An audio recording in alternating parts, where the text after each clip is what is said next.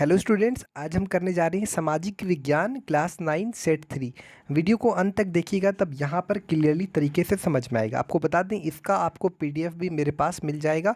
एक बार आप कमेंट करना या हमारे व्हाट्सएप ग्रुप पर आप ज्वाइन कर सकते हैं, वहाँ पर आराम से पीडीएफ अवेलेबल है, आराम से मिल जाएगा। बस हम लिंक डिस्क्रिप्शन में दे देंगे, उस लिंक पर क्लिक कीजिएगा और व्हाट्सएप ग्रुप में ज्वाइन कर लीजिएगा। ठीक है, यहाँ पर सबसे पहले क्वेश्चन है, धुरी शक्तियों में मुख्यतः कौन कौन देश शामिल होते? जर्मन, इटली और जापान। इसका उत्तर क्या है? जर्मन, इटली और जापान। ये तीनों देश जो हैं धुरी शक्तियों में मुख्यतः ये देश शामिल थे। स्लीपर से आप क्या समझते? रेल की पटरी के आर पार लगे लकड़ी के तख्ते जो परियों को उनकी जगह पर रोके रखते हैं, उसे स्लीपर कहते हैं। ठीक है, करते लिखा गया, गलती से कहते हैं। ठीक है, निर्धनता रेखा से आप क्या समझते हैं? गरीबी रेखा या निर्धनता रेखा, यानी हिंदी में इंग्लिश में बोले जाए तो पॉवर्टी लाइन, आय के उस स्तर को कहते हैं जिससे कम आमदनी होने पर इंसान अपनी भौतिक ज़रूरतों को पूरा करने में असमर्थ होता है। चौथा नंबर है, सार्वजनिक वितरण प्रणाली से आप क्या समझती हैं? सार्वजनिक वितरण प्रणाली यानी पीडीएस का अर्थ सस्ती कीमती पर खाद्य और खाद्यान्न वितरण के प्रबंधन की व्यवस्था करना है। गेहूं, चावल, चीनी और मिट्टी के तेल जैसे प्रमुख खाद्यान्नों को इस योजना के माध्यम से सार्वजनिक वितरण की दुकानों द्वारा पूरे देश में पहुंचाया जाता है। भारत में राष्ट्रीय मानवाधिकार आयोग का गठन कब किया गया था? तो काफ़ी इंपॉर्टेंट क्वेश्चन है। भारत में राष्ट्रीय मानवाधिकार आयोग का जो आयोजन था, आयोग एक स्वायत्त विधिक संस्था है। इसकी गठन 12 अक्टूबर 1993 को हुई थी। फिर से रिपीट कर रहे हैं, भारत का राष्ट्रीय मानवाधिकार आयोग एक स्वायत्त विधिक संस्था है। इसकी गठन 12 अक्टूबर 1993 को हुई थी। शिक्षा का अधिकार से आप क्या समझते हैं? तो यहाँ पर इसका जो आंसर है, उत्तर क्या है? 6 से 14 साल की उम्र में हर एक बच्चों को मुफ्त और अनिवार्य शिक्षा का अधिकार है। संविधान के 86वें संशोधन द्वारा शिक्षा के अधिकार को प्रभावी बनाया गया है। सरकारी स्कूल सभी बच्चों को मुफ्त शिक्षा उपलब्ध कराएंगे और स्कूल का प्रबंधन स्कूल प्रबंध समितियों द्वारा किया जाएगा। मानसून में विराम से आप क्या समझते हैं? मानसून में विराम का अर्थ होता है वह सुख समय जिसमें वर्षा नहीं होती है। ठीक है, यहाँ पर आपका खंड जो वह है लघु उत्तरीय प्रश्न है। नात्सी लोग यहूदियों से घृणा क्यों करते थे? नात्सी लोग द्वारा यहूदियों से घृणा करने की निम्न वजह थी। नात्सी विचारधारा के अनुसार नस्ली श्रेष्ठता के आधार पर यहूदी विश्व की सबसे निम्न स्तरीय नस्ल है तथा जर्मनी के सभी समस्याओं का मूल कारण यहूदी ही है। यहूदी लोग जर्मन समाज से बिल्कुल अलग बस्तियों में रहते थे, जिन्हें घेटो कहा जाता था। तो एकदम बेहतर से समझिए ताकि आपको समझ के एग्ज़ाम में लिखना है। क्वेश्चन नंबर 9 है, औपनिवेशिक काल में व्यावसायिक खेती का क्यों विस्तार हुआ?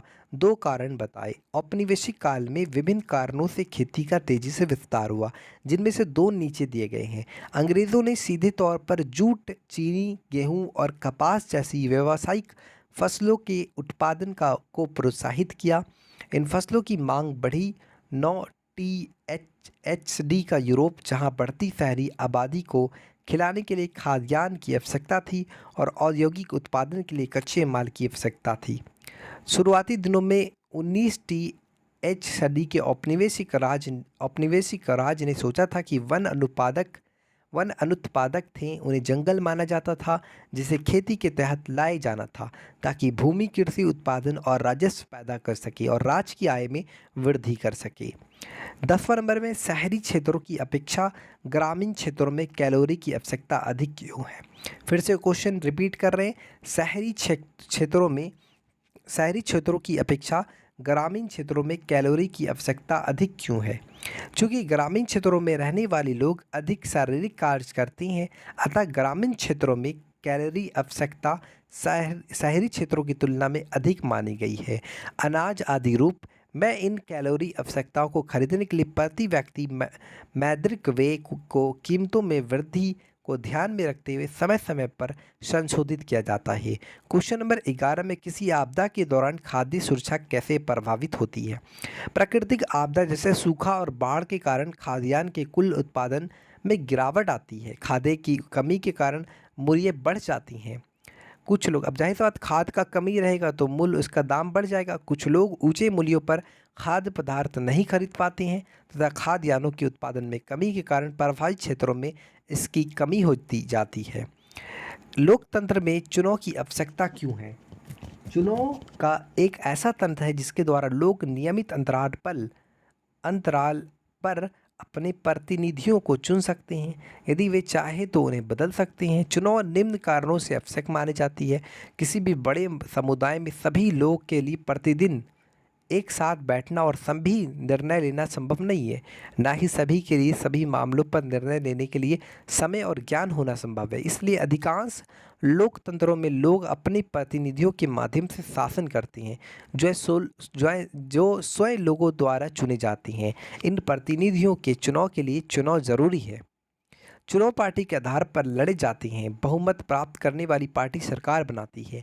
अगर सरकार अपने वादों के अनुसार काम करने में विफल रहती है तो लोग इसे बदल सकती हैं।